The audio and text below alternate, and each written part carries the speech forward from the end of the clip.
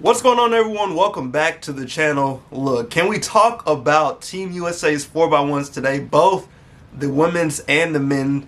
They ran their final today. The women ended up getting gold, and the men's team ended up getting DQ'd. I don't know, like, just watching the men's relay today, we're going to talk about it. But let's start with the women. So, like I mentioned, the women ended up getting gold. We had just another classic Sha'Carri moment. As she chased down all of the anchors, had a stare down at Daryl Nita as she passed Team Great Britain on the way to securing the gold for Team USA.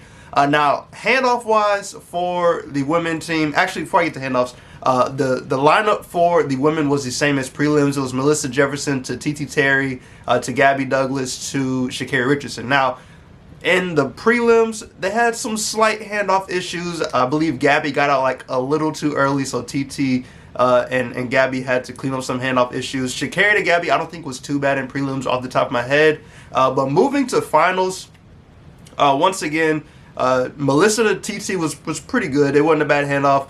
TT to Gabby looked a lot better than it did from prelims. And then Gabby to Sha'Carri was a little rough. Sha'Carri looked like she was reaching for it a little bit and had to basically like double to grab it. But she ended up getting it, and they were able to secure the gold. So outside of just a couple issues with handoffs, the women's team were straight. They were fine. Now, the men's team just had issues altogether. Now, the men's team had a different lineup in finals than they did in prelims. In the prelims, they had Christian Coleman to Fred Curley, to Kyrie King, to Courtney Lindsay. And that was, like I said, that was a prelims lineup. And then in the finals lineup, they had Christian Coleman to Kenny Bernardic, to Kyrie King, and then to Fred Curley. So in the finals, they moved Fred to anchor, and then they put Kenny in and put him at second leg. Now, I don't know why they did that. In my track mind, thinking about it, they only made one change on this relay, which was adding Kenny into the relay. And I know Kenny ran second leg earlier this year, and I believe it was the World Athletics Relays. Whatever they ran earlier this year, he ran second leg. But my confusion with this whole thing is, why not just put Kenny Bernardic at anchor and leave Fred at second leg, since that's basically what they ran in the finals. And then all you're doing is taking off Courtney on anchor and putting on Kenny Bernardic at anchor.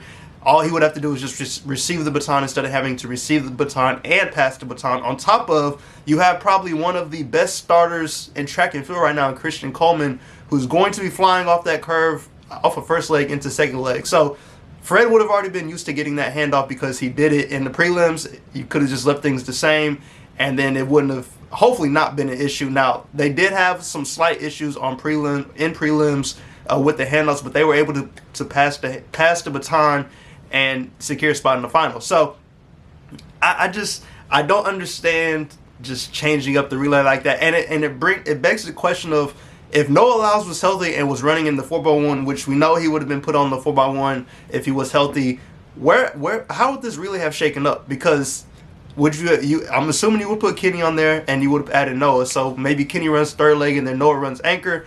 I don't know how they would have shifted things around, but it is crazy to me that they didn't just put Kenny at anchor and leave Fred where he was at second leg and just keep things simple. And honestly, you really could have ran the prelims relay, the prelims team for the finals as well. As like I said earlier, they still would have won the finals with that same time they ran in prelims. So just the whole thing was just very interesting. If you watched the relays today, let me know your thoughts on what you saw with both the women's 4x1 and the men's 4x1. Now, it was just interesting watching like the coverage afterwards, because before they got DQ'd, they ended up finishing, or I think they finished 7th.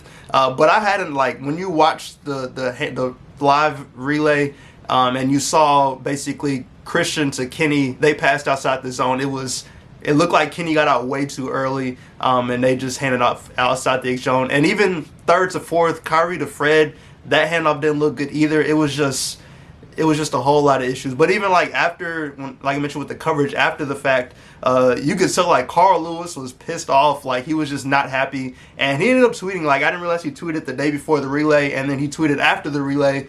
His original tweet said, if Team USA wins all relays tomorrow, you talk to the athletes. If something happens and they do not sweep, only talk to the coaches. Yes, I said it. And then he quoted that tweet after the relay and said, "It is time to blow up the system. This continues to be completely unacceptable. It is clear that everyone at USATF is more concerned with the relationships than winning.